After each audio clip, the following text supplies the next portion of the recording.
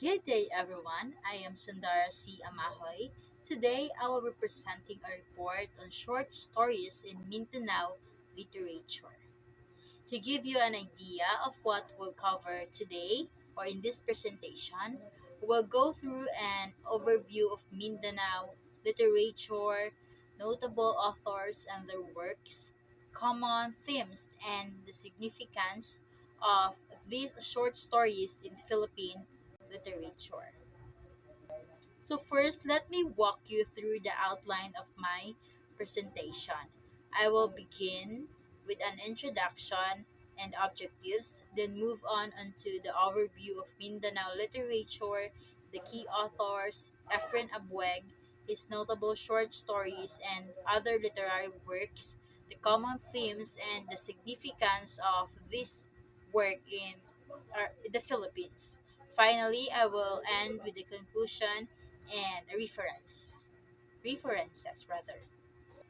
Now, to start off, Mindanao is not only the second largest island in the Philippines, but also a region with a rich of cultural and literary heritage. It is home to Muslims, indigenous Lumad groups, and Christian communities. Because of this diversity, its literature, especially short stories, gives us a glimpse into the lives, struggles, and hope of its people.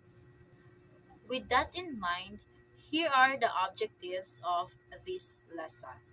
By the end, the students should be able to identify the key short stories and the authors, analyze their themes, explain their importance in Philippine literature, and appreciate the diverse voices that Mindanao literature offers. Let's dive a little deeper.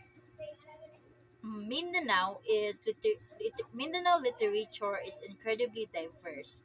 It includes oral traditions passed down for generations, classical epics like Darangin, and the modern writing in multiple languages. For example, short stories are written in Cebuano, Filipino, English, and other various local languages, which really reflects the region's linguistic diversity.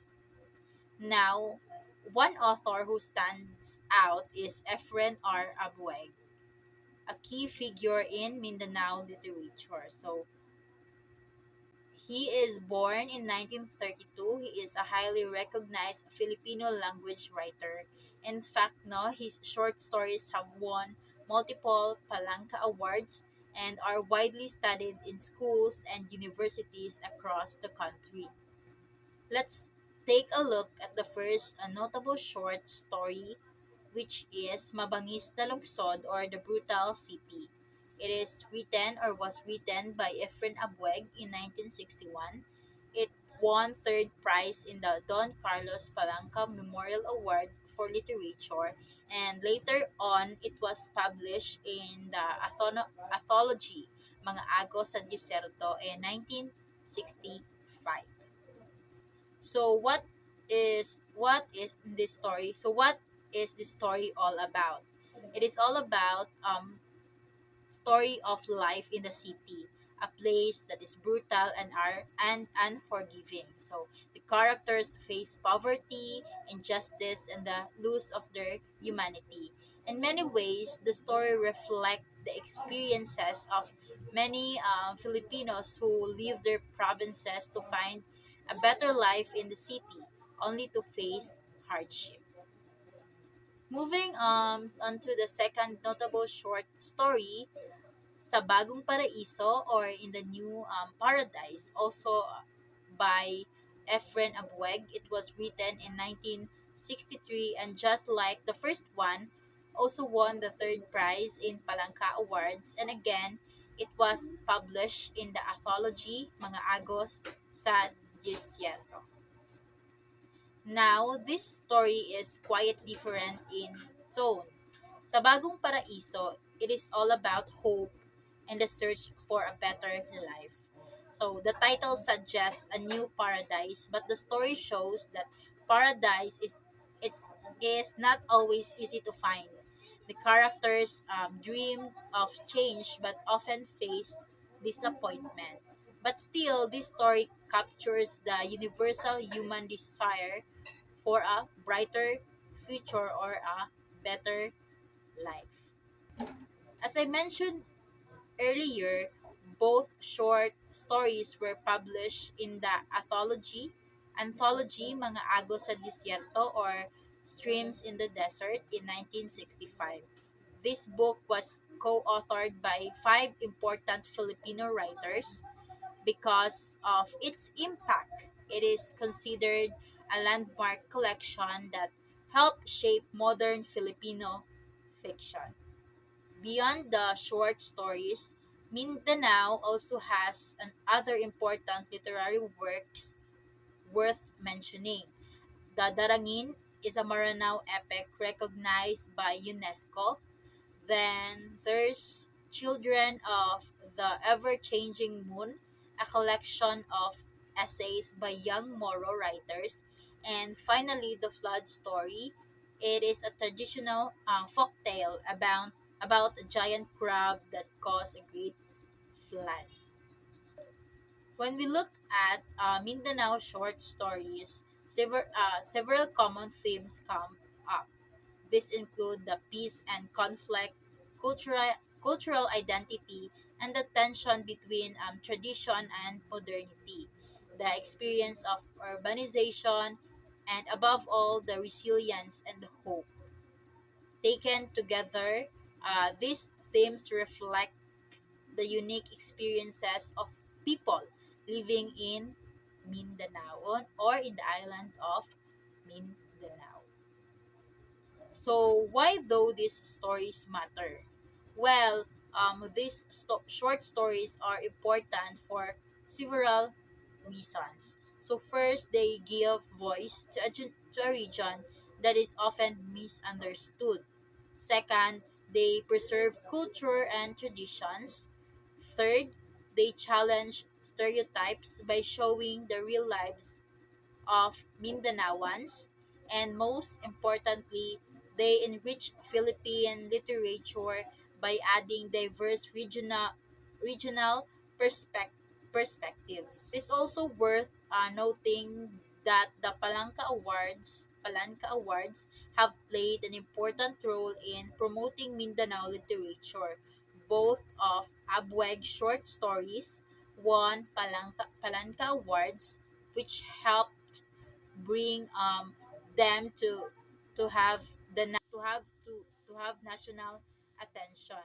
To this day, the awards continue to recognize writers from all regions of the Philippines. Another interesting aspect is the language they use.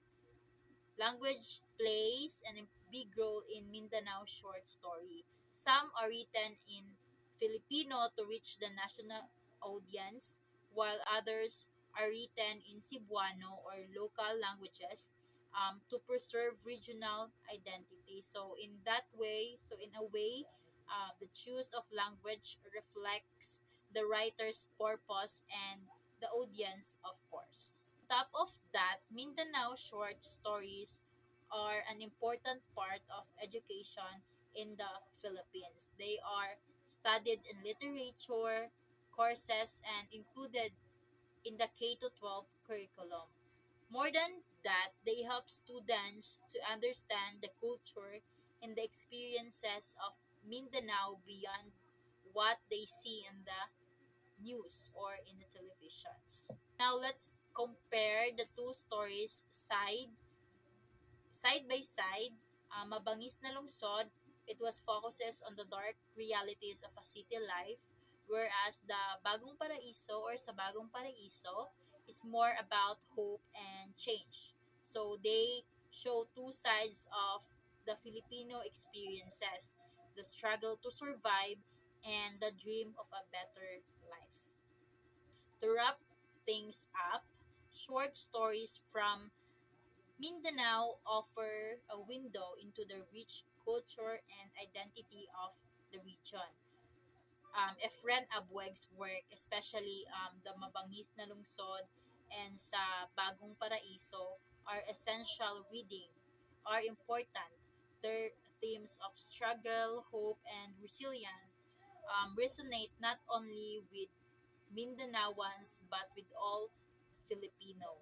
So these short stories enrich our national literature and inspire new writers to tell their own stories. So to summarize everything, Mindanao literature is rich and diverse. Efren Abweg is a key figure whose works mabangis na lungsod and sa bagong paraiso are important contributions to Philippine literature. At the end of the day, these stories preserve culture, challenge stereotypes, and remind us of the power of storytelling. Before I end my presentation, here is a reflection question for you to think about. How do themes in these two stories, urban struggle, hope, and resilience, relate to the experiences of people in your own community? Feel free to discuss or write about this after the presentation or in the chat box in the Google Classroom. So, finally, there are the references. These are the references used for this report. Thank you so much for listening, everyone. Are there any questions?